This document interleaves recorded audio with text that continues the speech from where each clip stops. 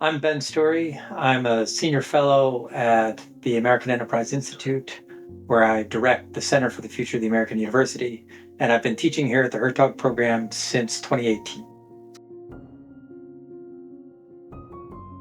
What makes a great Hertog Fellow is a profound interest in the material that we're reading and an equally profound interest in the people we're reading the material with.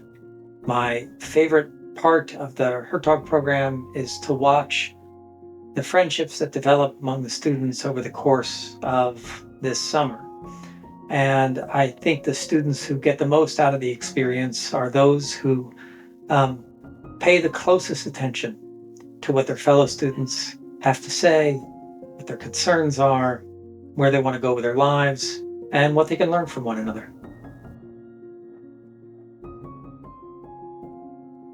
I've had a great experience teaching for both the Hertog Humanities program online and the Hertog Political Studies program in person. I've consistently taught classical political philosophy, specifically Plato, for the in-person political studies program here in Washington, D.C., and I love the conversations that develop around the seminar table.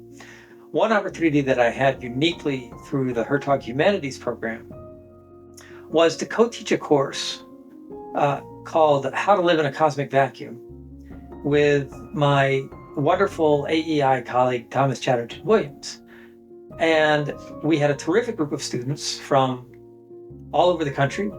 And moreover, it was only possible for Thomas and I to teach this course together because of the online module of the Hertog Humanities program, because Thomas was teaching largely from Paris.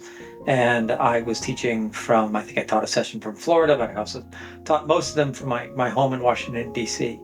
And so that modality made it possible for Thomas and I to have a really fascinating conversation with the students in that program about Blaise Pascal and Albert Camus and their very different outlooks on human life and existential and religious questions, philosophical problems, but very different outlooks that in some places overlap and constitute something like the French existentialist tradition. Included in the title of the Hertog Political Studies program is the question, what does it mean to study politics? And it turns out that what it means to study politics is a question to which people have been giving different answers for at least 2,500 years. Plato's Gorgias begins by asking the question of what it means to study politics by putting us into a conversation with two great practitioners of different arts of thinking about politics. Socrates describes himself as the one true practitioner of the political art in Athens. And Gorgias is perhaps the most famous teacher of political speaking of his time. And so we get to investigate with them the question of what it means to think about the political experience that we're all here to come to understand better as part of the Hertog program. I think the best way to answer that question is with reference to a conversation with a student I just had. It's frequently the case at the Hertog Political Studies program that students will say to me, this kind of conversation is what I went to college hoping to have. But they find that conversation an open-minded conversation about books and all the questions that these books raise, from the nature of justice, the nature of beauty, to the existence and nature of God.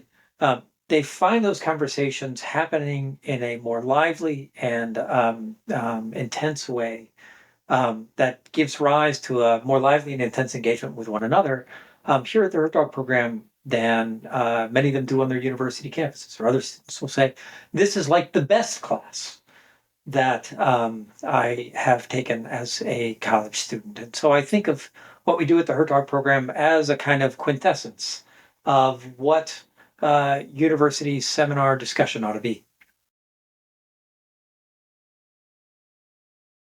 My work at AEI has brought me to focus on the question of the future of the American university. So my wife Jenna Silver-Storey, and I direct AEI's new Center for the Future of the American University.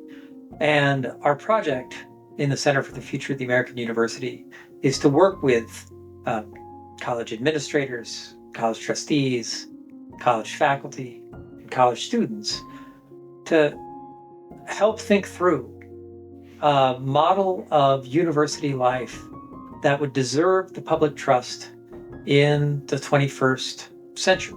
And as everyone knows, universities do not enjoy the level of public trust that they enjoyed not so long ago, in part because of some things that have gone deeply wrong on our college and university campuses, from the lack of intellectual pluralism to problems of anti-Semitism to issues of cost and access.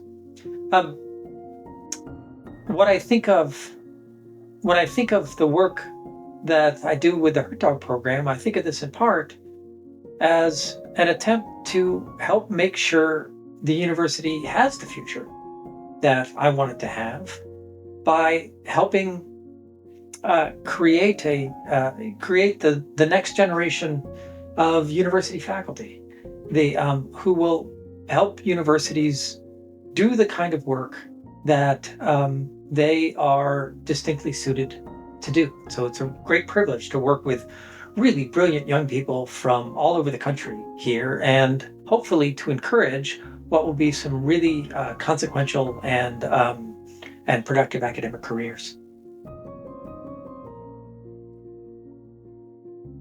The text of the Gorgias is, among other things, a very powerful introduction to the question of the nature of the liberal arts. So the Gorgias is famously an argument between a great rhetorician and a great philosopher.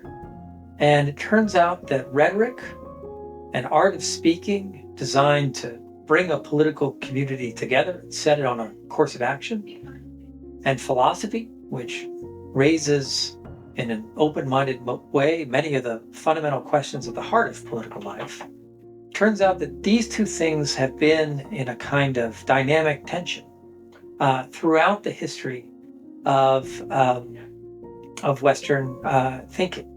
And the Gorgias is a wonderful way to enter into that dynamic tension, which is, I think, at play in efforts to revive the best of the liberal arts in our colleges and universities today. So it's one of the oldest texts we could use to think about this, and I think it's of just profound contemporary relevance to the questions of where our universities ought to be headed.